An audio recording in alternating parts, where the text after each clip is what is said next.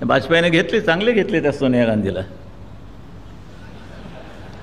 बरं, वाचून वाचून वाचून वाचते, आणखीन बोलते. काल परवाकडची बाई परदेशीनं आली, वाजपेयींना धडा शिकवते. वाजपेयींनी सरळ सांगितलं 1960 सालापासून मी या सदनाचा सदस्य आहे आणि या सोनिया गांधीकडनं मला धडे शिकण्याची गरज नाही आणि त्यांनी मला धडा शिकवू नये.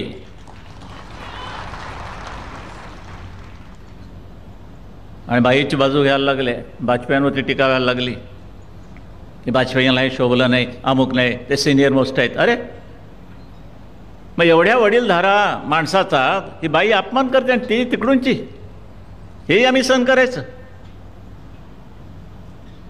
हा स्वाभिमान तुमचा जोपर्यंत जिवंत राहील तोपर्यंत त्या देशाला काही चांगले दिवस येण्याची शक्यता आहे, नाही तर नाही. रसातळाला चाललंय, बिघडलाय सगळा मामला.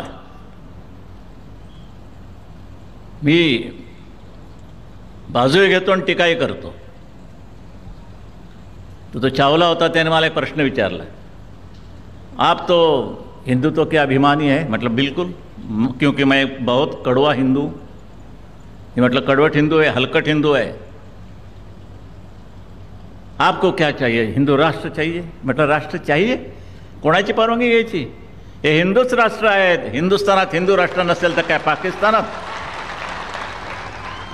हे हिंदू राष्ट्र आहे, कोणाची परवानगी घेण्याची गरज नाही आणि कोणीही त्याचे भानगडीत पडू नये आमच्या.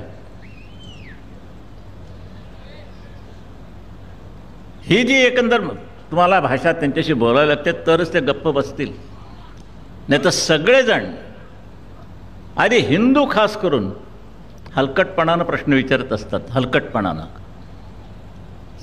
पुष्कळाला असं वाटतं की यांच्या रक्तात काय भेसळ झाली आहे की काय, त्या क्रॉसब्रीड आहे की काय.